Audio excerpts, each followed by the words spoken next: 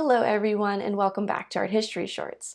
Continuing on with discussing the art movement Impressionism, there is really no way to avoid talking about the artist Claude Monet.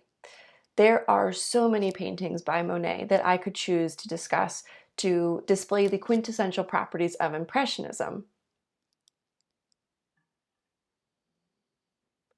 But I wanted to take this opportunity to talk about a painting that is maybe less well known. However, I do think that the subject matter would be familiar to even someone who hasn't studied art history. The paintings of the Japanese footbridge is pervasive in pop culture, and a print of it can be seen anywhere from your doctor's waiting room or a hotel lobby to hanging on your aunt's wall. Monet did a number of paintings, 12 alone in 1899, of a Japanese footbridge. He'd had it built in his own garden in Giverny and would study it during different times of the day. The elements of Impressionism, the quick brushstrokes, the semi-abstract image, the focus on the light and how it interacts with all that it touches, are all seen in these paintings. However, Monet did one in particular at the end of his lifetime that I wanted to draw attention to.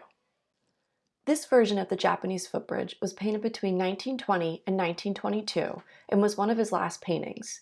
To give you some context, Monet died in 1926 when he was 86 years old. Toward the end of his life, his eyesight began to fail due to cataracts, and Monet created this painting during that time in his life when his eyesight was failing. Around this time, he wrote, "My bad sight means that I see everything through a mist. Even so, it is beautiful, and that is what I would like to show." While Monet is one of the definitive Impressionist painters, this painting that he did is teetering on the edge of abstract. And I would say one of the only reasons it isn't just labeled abstract is because we've seen so many other versions of the footbridge that we can easily call to mind while viewing this one. The color palette is much more saturated and vibrant. The colors chosen are bold. Many of the pigments are unblended, coming right from the tube, and they're applied impasto, meaning applied thickly so that it stands off from the surface. The vibrancy and energy of this painting contrasts so completely with his other paintings of the footbridge, it almost feels like he has set the bridge on fire and is trying to capture its burning. There isn't much depth to this painting, no impression of space receding back into the canvas. It's more a compositional collection of colors, and yet there is movement. The blue in the right brings us around the painting and into the center. The column of red and orange takes us back to the center again. Your eye travels around in spirals. It is not as calm or pleasing as his earlier paintings of the footbridge with their softer color palettes and strong compositional horizontal lines, but it is just as captivating, if not more so.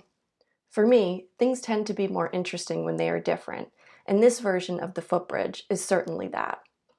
Thank you everyone for watching something that is a little more inconsistent with the Impressionist paintings that I've talked about previously and that we're going to be talking about further as we continue on with this art movement. So if you liked this video, please consider subscribing and I'll see you next time.